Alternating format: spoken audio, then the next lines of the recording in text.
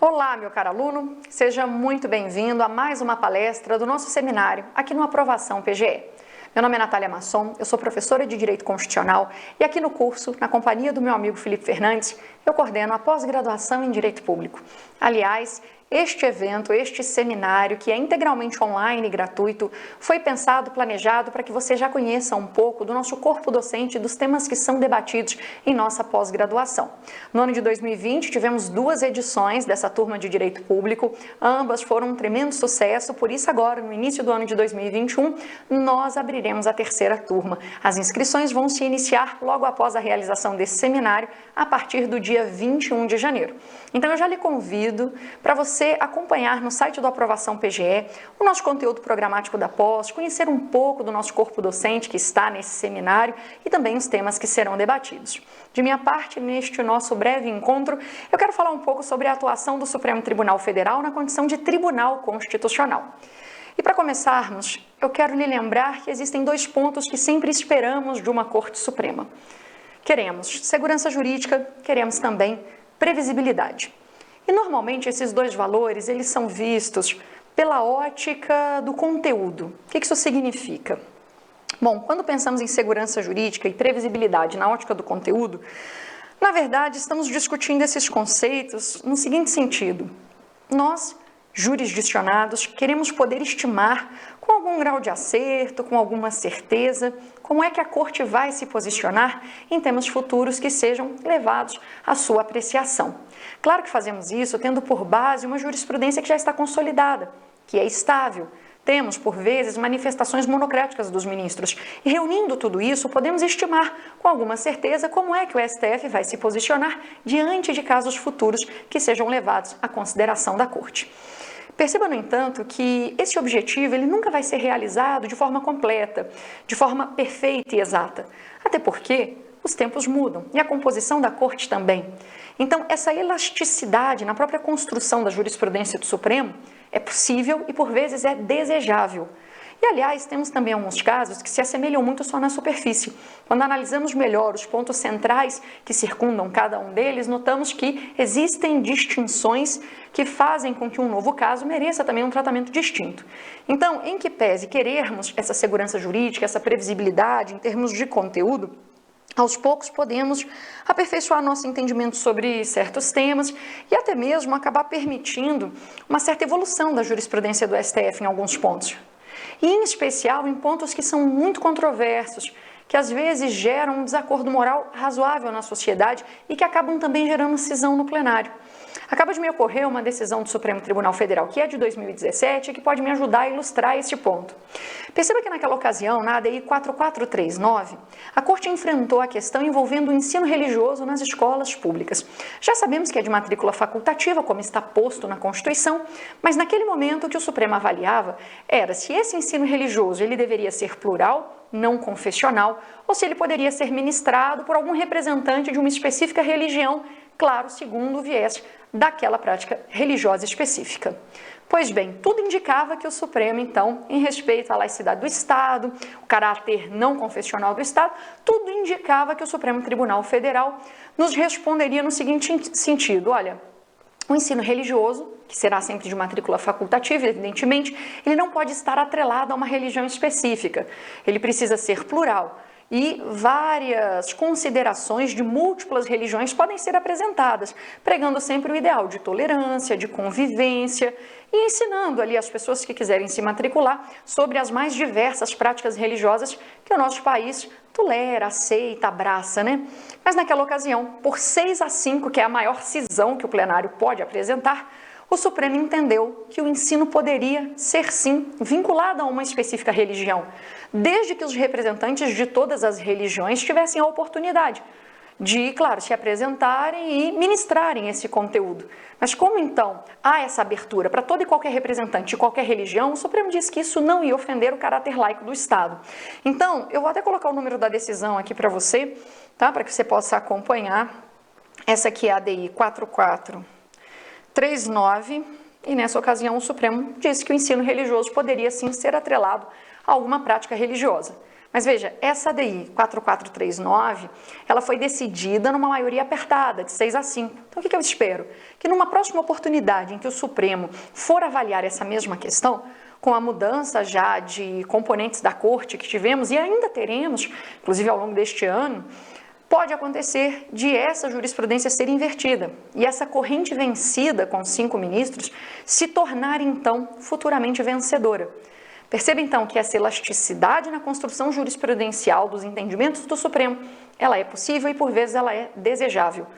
Às vezes, um tema foi debatido num momento histórico específico, o resultado foi aquele X, mas a gente pode evoluir nesse sentido, não é?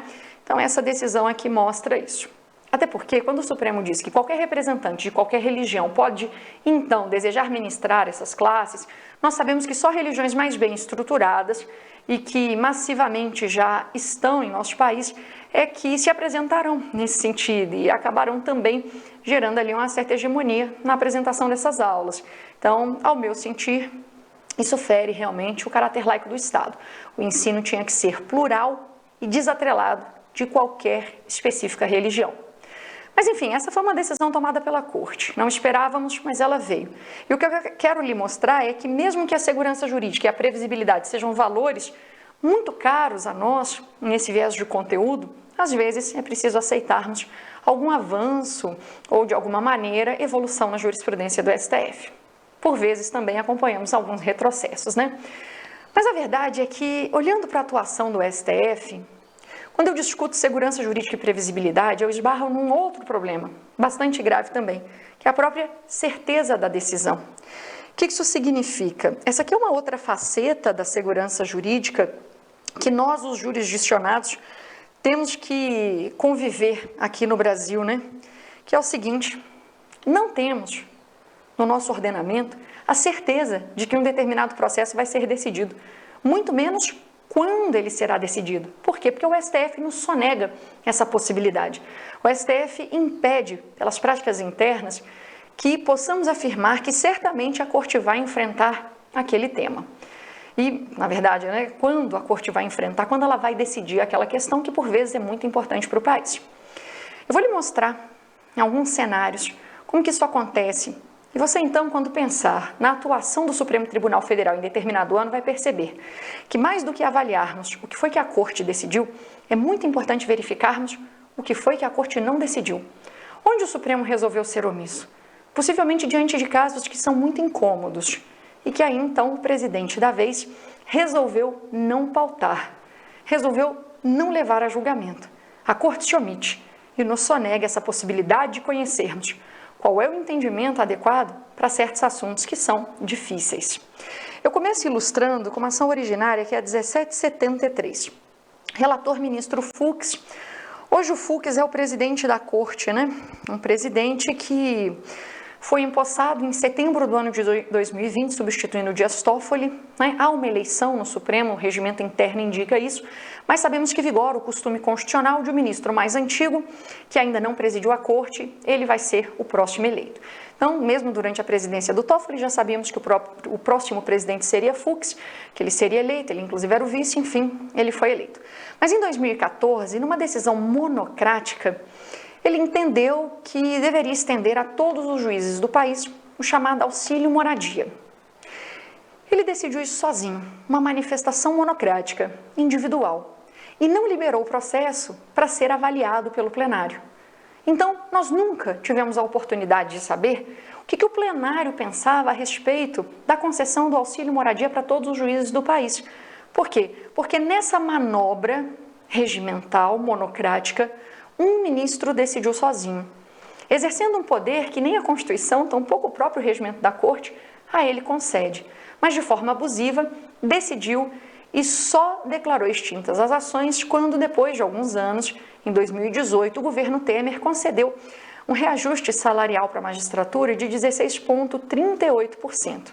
Inclusive, na decisão do Fux, ele fez isso constar, que ele já não precisava segurar essa ação numa liminar, porque o reajuste já havia saído. Aí você me pergunta, quanto isso custou aos cofres públicos nesse intervalo de 4 anos? Eu lhe digo, quase 5 bilhões de reais. É muita coisa, não é? Você é ou não favorável ao pagamento do auxílio moradia para os juízes?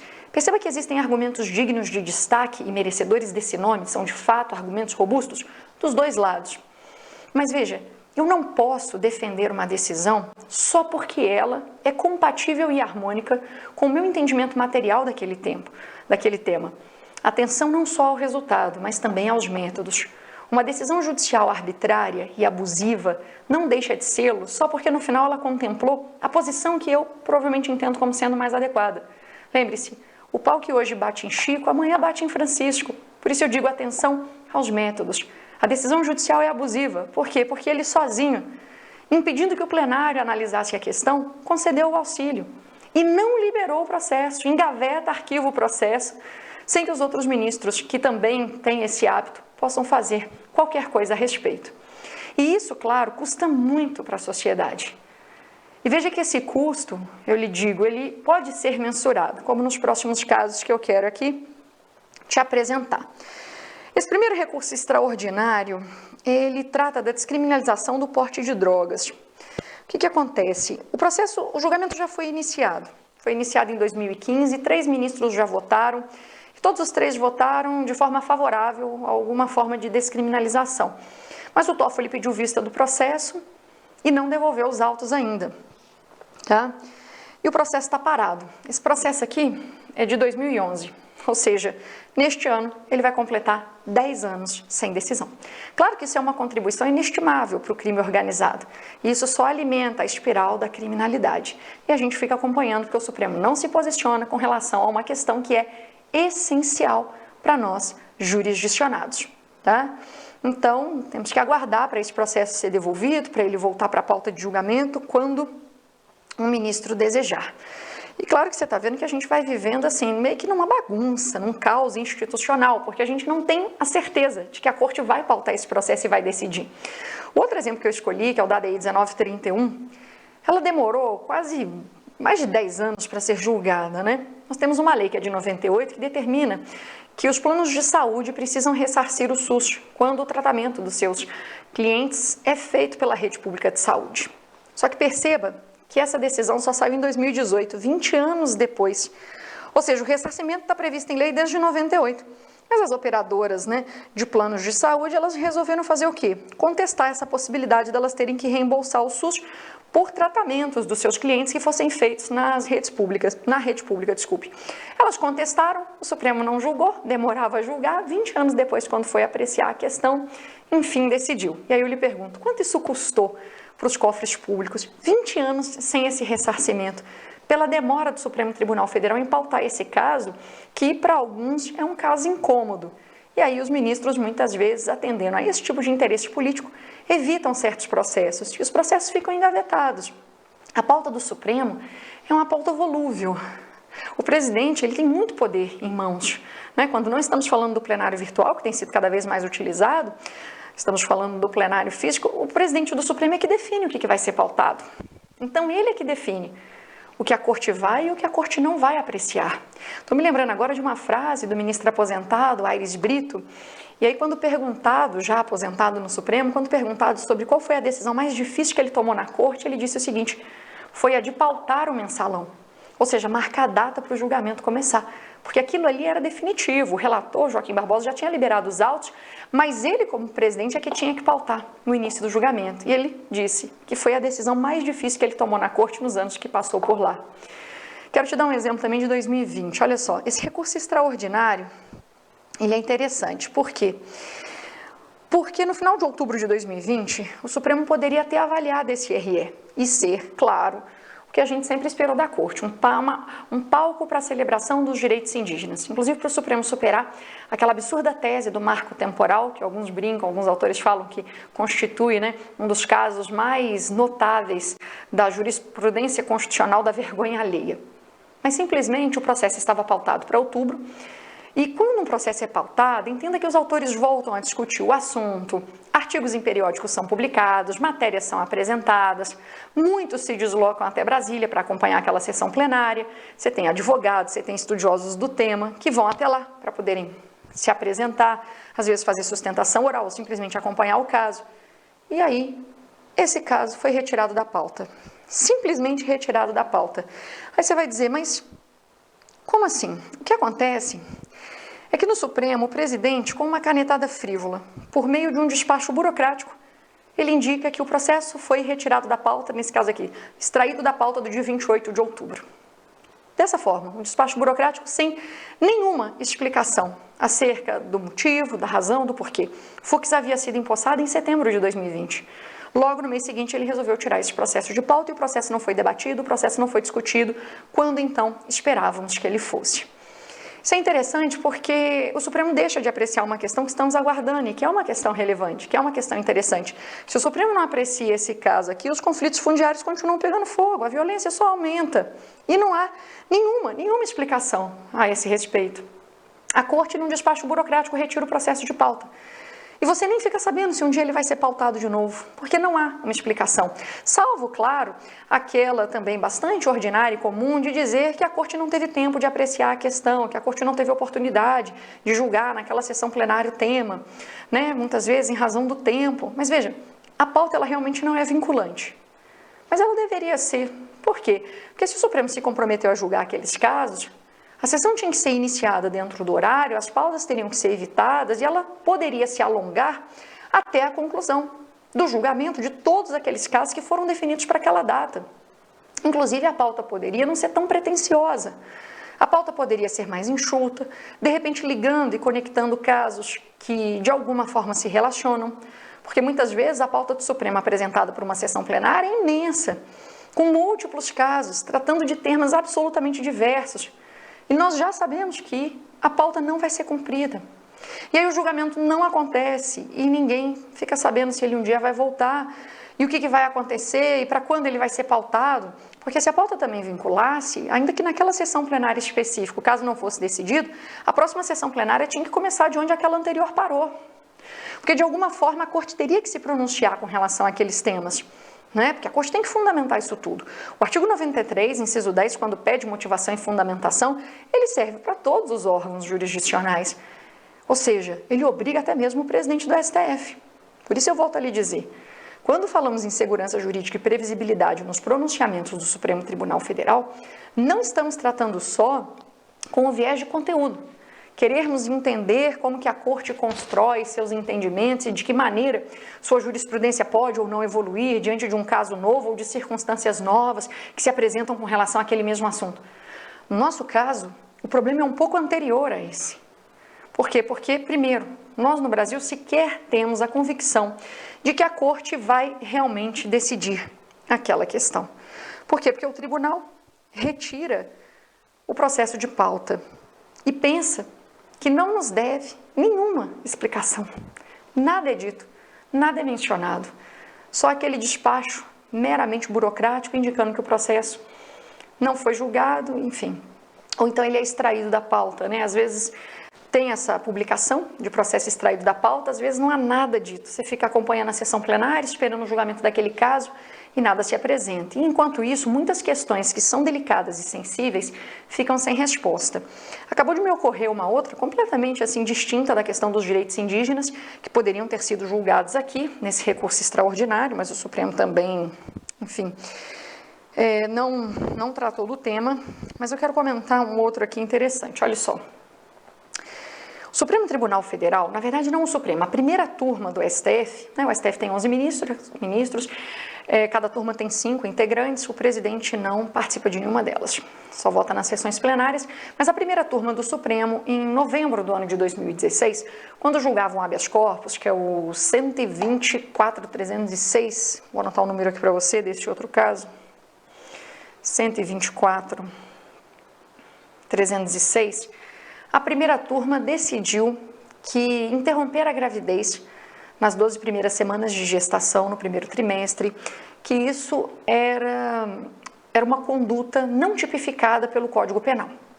Se você visitar os artigos 124 a 126 do Código Penal, você vai notar que não há nenhuma menção à interrupção da gestação nesse prazo, no primeiro trimestre, né?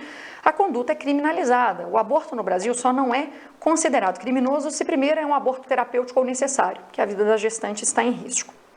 Segundo, se for o aborto sentimental, quando a gestação deriva da prática do estupro e aí há o consentimento da gestante ou do representante se ela foi incapaz. A terceira possibilidade de a prática do aborto, da interrupção da gestação, não ser considerada criminosa foi construída jurisprudencialmente pelo Supremo numa antiga DPF, que é a DPF 54, em que o Supremo disse que nesse caso nem aborto existiria porque o aborto depende de uma vida em potencial. Estava a corte falando da antecipação terapêutica do parto do feto anencéfalo. Então, no direito brasileiro, a interrupção da gestação só pode acontecer legítimo e validamente nessas três circunstâncias: no aborto sentimental, no aborto terapêutico ou necessário, para começar, no aborto sentimental ou então na antecipação terapêutica do parto do feto anencéfalo. Duas hipóteses descritas no próprio Código Penal, não são hipóteses legais, estão lá no artigo 128, e essa outra na DPF 54, né? Construída então jurisprudencialmente pelo Supremo. Eis que então, em novembro de 2016, a primeira turma, enfrentando um caso que envolvia, né, a interrupção da gestação, com consentimento da gestante, com outras pessoas envolvidas, a corte, na verdade a primeira turma, desculpe, estou viciada em dizer a sessão plenária, mas na verdade a decisão foi tomada pela primeira turma. A primeira turma entendeu que a interrupção nesse caso não era criminosa, tá? E que então deveria o Supremo proceder a uma interpretação conforme daqueles dispositivos citados do Código Penal, do CP, 124 a 126. Mas veja, foi uma decisão tomada por uma turma do Supremo em que 3 ministros, por maioria, se manifestaram nesse sentido. O voto condutor foi do ministro Barroso. O que esperamos do Supremo hoje? Que essa questão tão delicada e sensível seja apreciada pelo plenário. Por quê? Porque é um tema que envolve e é circundado por inúmeras razões de ordem ética, moral, religiosa, direitos fundamentais são debatidos, direitos reprodutivos, múltiplas questões estão postas ali em inúmeras perspectivas e a Corte tem que apreciar e nos ofertar uma resposta dada pelo plenário. Porque nesse habeas corpus, a questão produziu efeitos interpartes, ou seja, para quem compõe aquela relação jurídica inicial. Precisamos de um pronunciamento do plenário numa ação sem partes, evidentemente em sentido material, e que produz efeitos erga omnes, que se estenda a todos os destinatários da norma. E antes que você pense, mas alguém tem que ajuizar uma ação, já temos a DPF 442, relatada pela ministra Rosa Weber. As audiências públicas nessa DPF aconteceram em 2017, ou seja, múltiplos elementos já foram colhidos. Estamos aguardando que esse processo seja, então, pautado para que o Supremo possa se manifestar a esse respeito. Vou colocar aqui o número da arguição, a DPF 442, tá? Enfim, então toda vez que eu sou convidada a falar sobre decisões que o Supremo proferiu em determinado ano, né? E 2020 foi um ano interessante porque tivemos múltiplas manifestações da Corte, mesmo durante o período todo de combate da pandemia da Covid-19, o Supremo se reuniu virtualmente e proferiu muitas decisões importantes. Algumas você vai acompanhar ao longo aqui do nosso curso de pós-graduação, se tornando nosso aluno, evidentemente, você vai acompanhar as principais. Mas eu jamais poderia iniciar uma fala sobre esse assunto sem lhe mostrar que mais importante do que avaliarmos o que foi que o Supremo decidiu é também verificarmos onde a Corte se omitiu. Quais foram os casos incômodos que os ministros individualmente resolveram escantear? Por quê? Porque os ministros, em evidente abuso aos prazos regimentais, eles pedem vista de um processo, né, que a gente já não chama mais de pedido de vista, e sim perdido de vista, porque o ministro se apropria daquele processo, daquele caso, engaveta, arquiva e não libera, não devolve o processo para depois ele ter seu julgamento retomado. Quando? Quando não há interesse que isso aconteça. Não importa o motivo central aqui, a questão é que, veja, com uma mudança regimental simples, nós conseguiríamos muito na atuação do Supremo Tribunal Federal. Se os ministros respeitassem esses prazos, por exemplo, quando há um pedido de vista e cumprissem efetivamente o que está ali no regimento, o ministro precisa de alguns dias a mais para refletir sobre a questão, para construir também alguma resposta normativa para aquele caso, a gente pode e deve conceder essa resposta, esse período, para que uma nova resposta ou mais aprimorada seja construída. Mas o ministro, evidentemente, tem que respeitar os prazos regimentais, porque senão isso vira uma possibilidade de manobra política. Ele engaveta o processo, o mantém consigo e não libera para a pauta. Então essa é uma primeira razão pela qual não temos a certeza da decisão. A segunda vem da própria conduta do ministro-presidente, né? Por quê? Porque o ministro-presidente, ele pode, nos 2 anos que permanece no cargo, tentar construir, digamos assim, a corte identificada com, por exemplo, a sua a sua atuação, né? Então, nos Estados Unidos, a gente tem muitos períodos, né, da história constitucional do país que são identificados com os ministros que presidiram a Suprema Corte norte-americana e que foram, claro, pautando processos num viés específico para conduzir a corte, a nação, para a decisão de temas que eram importantes em certas e específicas searas. O ministro pode fazer isso, mas o Supremo, se ele não tem uma pauta, se ele não tem, na verdade, um volume imenso de processos que esperam julgamento, né, ele poderia ser cobrado de forma mais incisiva com relação à possibilidade de pautar todos os casos que ali estão. Isso hoje na Corte ainda não é possível em razão do volume oceânico de processos que chegam até o Supremo Tribunal Federal. Para você ter uma ideia do absurdo da coisa, entenda que a Suprema Corte norte-americana, ela oferta normalmente algo em torno de 100 decisões por ano, porque a Corte só se ocupa de temas que são realmente relevantes para a nação.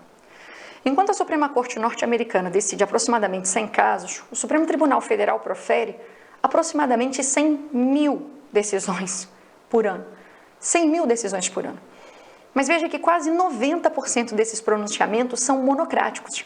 O que você entende como Supremo Tribunal Federal e que você pensa como Corte Constitucional, na verdade é uma reunião de múltiplas e sucessivas manifestações individuais e monocráticas. E muitas vezes desnecessárias, porque dados mostram, inclusive aquele Supremo em Ação, dados mostram que o próprio STF mantém as decisões das instâncias inferiores em quase 95% dos casos. Então a Corte tem atuado pouco como Tribunal Constitucional, decidindo as questões relevantes para a nação. Entenda, energia e tempo são duas coisas escassas na minha vida, na sua e, claro, na do STF. Por isso a Corte deveria gastar seu tutano e deveria se dedicar, já que todo mundo tem pouco tempo e pouca energia para cumprir todas as tarefas, mas enfim, a Corte é uma boa Corte quando se dedica a resolver questões que são as mais relevantes para a nação. Então, teríamos que ter uma certa filtragem que fizesse com que o Supremo recebesse processos realmente relevantes. O restante poderia ser decidido nas instâncias inferiores. Até porque, se diminuíssemos o número de casos que chegam até o Supremo Tribunal Federal, de certo, nós já não teríamos esse acúmulo de processos que hoje estão na fila para serem pautados.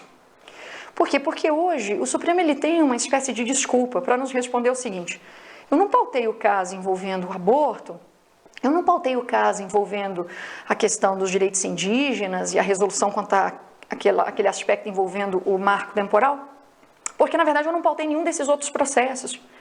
A Corte ela tem ali um histórico de um volume imenso de processos, e aí, na realidade, se ela não pautou nenhum desses, não é, digamos assim, por desídio ou por esconder casos incômodos. É porque tem um monte de processos na fila, esse é o argumento que eles vão sempre usar, né? Mas uma Corte que não tivesse essa demanda em atraso também não teria essa desculpa. Os processos seriam liberados pelos relatores e o presidente simplesmente teria que pautá-los, porque a Corte não teria essa possibilidade de se desculpar com esse volume oceânico de processos, todos eles aguardando, não é, um espaço na apertada pauta do Supremo Tribunal Federal. Então essa é uma questão que você tem que refletir. Você vai acompanhar, por exemplo, na leitura de muitos manuais de direito constitucional, o seguinte, o meu em especial. Eu lhe ensino ali no capítulo 5, quando eu estou tratando de direitos e garantias individuais, a ideia de que a cláusula de abertura do artigo 5º, parágrafo 2º, faz com que o nosso sistema seja um sistema inclusivo, um sistema amigo de direitos fundamentais. Então, nós reconhecemos direitos fundamentais não catalogados, que estão fora do rol do artigo 5º da Constituição, do 5º ao 17, né, que é o título 2. Nós reconhecemos direitos fundamentais não catalogados, e eles podem ser decorrentes do regime ou dos princípios que a gente adota. E aí um direito que não está expresso na Constituição, mas que clama por reconhecimento, inclusive por parte da Suprema Corte, é o direito ao esquecimento. O direito ao esquecimento poderia ter sido julgado também em setembro de 2020, mas mais uma vez essa canetada frívola do presidente retirou o processo de pauta. E aí não sabemos qual vai ser a posição da Corte com relação ao reconhecimento do que seria o direito do esquecimento, né? O que é o direito do esquecimento? Quais são suas nuances? Quais pontos temos que observar? Esse direito está mesmo na Constituição? Ele decorre de quais princípios? Nós não temos ainda essas informações. A discussão se desenrola de forma muito viva e dinâmica no âmbito doutrinário, mas jurisprudencialmente nada é consolidado exatamente porque o Supremo nos sonega a possibilidade de conhecermos a percepção dos ministros acerca do tema, porque o processo, quando é pautado, ele é extraído da pauta. E aí você me pergunta, quando que ele vai ser pautado de novo? Eu lhe digo, não seja inconveniente, ninguém sabe. O processo vai ser pautado de novo quando o presidente da corte quiser, quando ele entender que é o momento correto. Perceba que muitas vezes o presidente trata a pauta do Supremo como um rascunho dos seus caprichos, das suas vontades. Ele pauta aquilo que ele entende como sendo interessante para a corte poder avaliar. Então, por exemplo, vários desses temas, que às vezes eu quero ofertar uma resposta mais incisiva aos meus leitores ou aos meus alunos, eles ficam aguardando esse pronunciamento do Supremo. E aí eu coloco, né, na obra, em várias oportunidades. Aguardemos a discussão ser retomada, ou aguardemos o processo ser pautado pelo presidente, ou então, o Supremo teria julgado esse caso na sessão plenária do dia tal, mas o processo foi extraído da pauta, sem maiores justificativas. Aguardemos a possibilidade dele ser pautado novamente. E assim, a nossa jurisprudência constitucional vai caminhando. Então, sempre que você se lembrar da Corte Suprema, sempre que você se lembrar do STF, da atuação dele num determinado ano, reflita sobre esses dois valores, que de fato nos são muito caros. A Corte tem que nos ofertar segurança jurídica e previsibilidade, mas no caso brasileiro não é só no viés de conteúdo, não. O que é mais importante para nós hoje? A certeza da decisão. E isso o Supremo ainda não nos deu. Como a pauta não é vinculante, como o presidente tem poderes que são abusivos e arbitrários, como os prazos regimentais são sistematicamente descumpridos, por vezes casos importantes aguardam um pronunciamento da Corte, mas nós não temos ainda a certeza de que o STF um dia vai decidir aquela questão. Para os outros casos, enfim, que a Corte vai escolhendo, e às vezes é interessante porque o mundo está assim desabando, o país está numa crise intensa, como aconteceu uns anos atrás, em específico para esse caso que eu vou relatar, porque esse, às vezes, estado geral de crise assim, nos acompanha, né, cotidianamente no Brasil. Mas eu me lembro de uma ocasião em que aguardávamos que o Supremo pautasse inúmeras questões que são relevantes, vários tópicos importantes para a Corte decidir. E aí um processo que foi pautado foi sobre o campeão brasileiro de 87, que todo mundo já sabia que não tinha sido o Flamengo realmente. E aí a Corte resolveu se debruçar sobre essa questão e decidir esse ponto que é assim extremamente sensível para o país todo, uma questão de extrema relevância para um país que estava numa crise, afundado numa crise, que acabou culminando depois naquele impeachment. Enfim, para você ver como a pauta é volúvel e como ela realmente, por vezes, não atende os interesses da nação. Queria que você ficasse com essa reflexão para poder se preparar já para o que vamos discutir nas nossas aulas da pós-graduação. Há muito o que se falar, não é, sobre a atuação do STF. E essa aqui é só uma primeira provocação, porque você, fazendo uma pós-graduação conosco, vai poder também debater alguns pontos, mas já com essa primeira reflexão sendo realizada. O que o Supremo decidiu? Tá certo, foram esses os pronunciamentos. Mas vem cá, onde foi que a Corte se omitiu? O que ela não decidiu e por que não decidiu? Por que esses processos aqui foram extraídos de pauta? Quanto que isso nos custa como sociedade? Qual é o custo da omissão do Supremo? Acho que essa é a reflexão que eu deixo no seminário e que certamente vai ser objeto aqui de debate nas nossas aulas da pós. Obrigada pela sua participação. Esse é um seminário que conta com professores que já estão no nosso corpo docente, meus amigos Bernardo Gonçalves Fernandes, Felipe Fernandes, que coordena comigo, a querida Flávia Piovesan, minha amiga Fernanda Marinello, Luiz Vale e tantos outros professores que estarão conosco nas aulas. Você vai ser muito bem-vindo a discutir esses temas conosco aqui no Aprovação PGE. Obrigada pela sua presença no seminário, é uma honra tê-la aqui conosco e a gente se vê nas aulas. Até lá!